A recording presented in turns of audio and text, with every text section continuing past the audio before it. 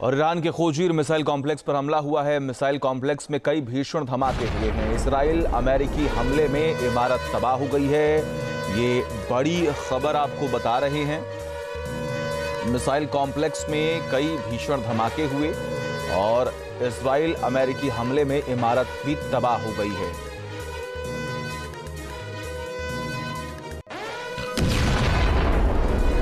एक और बड़ी खबर आपको बता रहे हैं, ईरान ने इरबिल पर किया बड़ा हमला। एयर डिफेंस सिस्टम ने मिसाइल को इंटरसेप्ट किया है।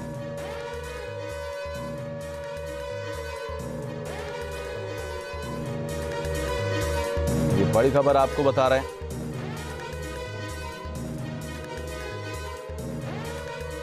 ईरान ने इरबिल पर बहुत बड़ा हमला किया। इरबिल जहां पर यह हमला हुआ है वहां पर तबाही मची है। तस्वीरें आपके सामने हैं। रात के समय में जिस तरीके से लगातार मिसाइल अटैक्स हो रहे हैं उसकी वजह से वहां पर त्राहिमाम मचा हुआ है और एयर डिफेंस सिस्टम ने मिसाइल को इंटरसेप्ट भी किया है। ईरान ने इरबिल पर बहुत बड़ा हमला किया।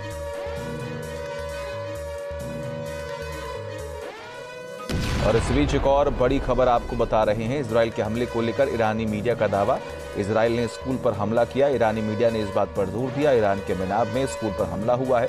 इजराइल के हमले में 85 लोगों की मौत की खबर है। मरने वालों में छात्र और टीचर शामिल हैं। ईरानी मीडिया ने इस बात का जिक्र किया है।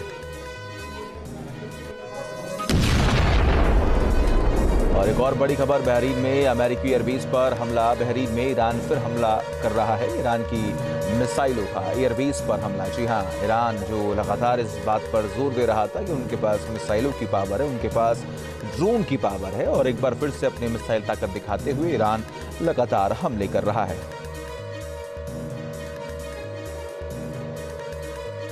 और वही बहरीन में ईरान का बड़ा हमला सामने आया है। ड्रोन से बहरीन की इमारत पर अटैक हुआ है। इमारत में कई अमेरिकी नागरिक मौजूद हैं। ये बड़ी खबर आपको बता रहे हैं। बहरीन में ईरान का बड़ा हमला जो है वो सामने आया है। ड्रोन से बहरीन की इमारत पर अटैक किया गया है।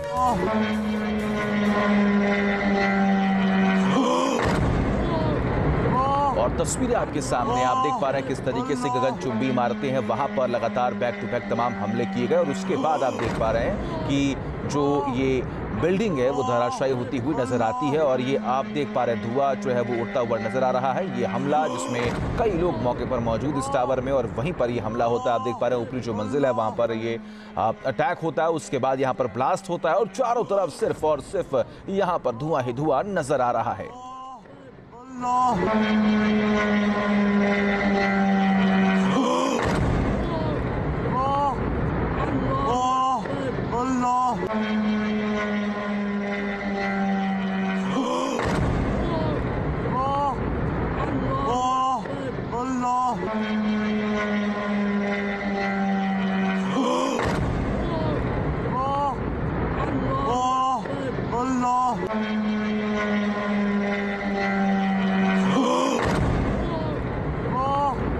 अमेरिका ने इस जंग में लंबी दूरी की टॉमहॉक क्रूज मिसाइलों का इस्तेमाल किया है। इसके साथ ही aircraft carrier USS Abraham Lincoln से भी ईरान पर प्रहार किया जा रहा है। देखिए,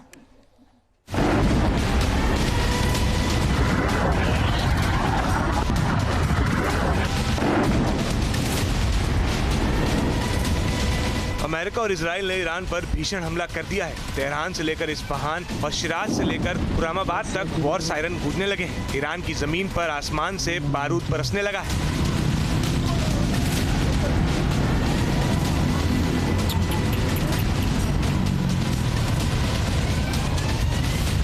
अमेरिका और इजराइल की मिसाइलों ने ईरान में 30 से अधिक ठिकानों पर टारगेट किया है।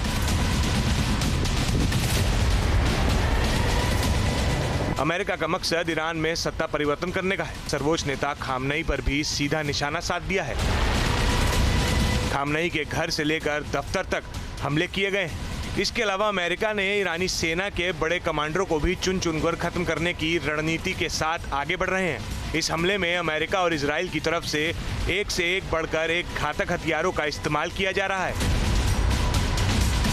अमेरिका ने टॉमहॉक क्रूज मिसाइल से ईरान में तबाही की कहानी लिखी है। टॉमहॉक एक ऐसी मिसाइल है जो गिरते ही तबाही मचा देती है।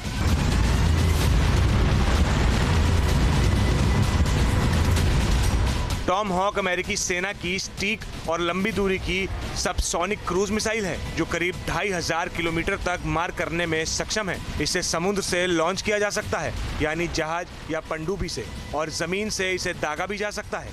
टॉम हॉक क्रूज मिसाइल बहुत कम ऊंचाई पर उड़कर रडार को चकमा देने में माहिर है। ये करीब 885 किलोमीटर प्रति घंटे की गति से अपने टारगेट पर हमला करती है। 1000 पाउंड के विस्फोटक से लैस इस मिसाइल को विनाश का दूसरा नाम माना जाता है।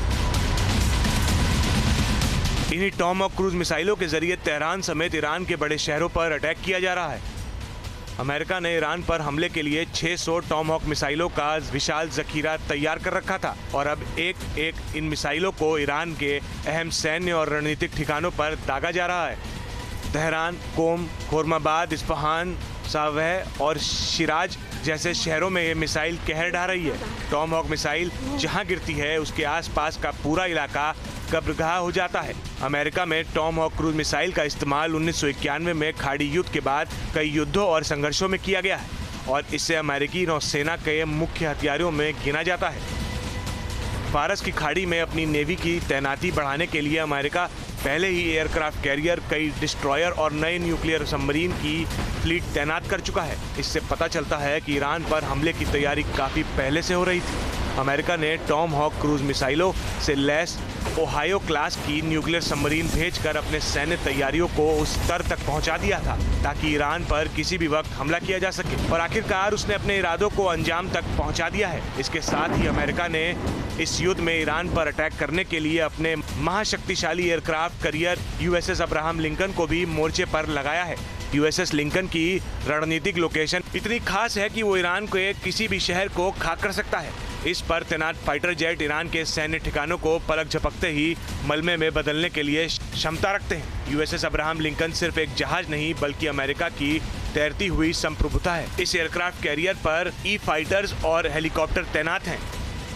FA-18EF सुपर हॉर्नेट लड़ाकू विमान, EA-18G grounder, F-35C fighter jet और MH-60R हेलीकॉप्टर शामिल हैं।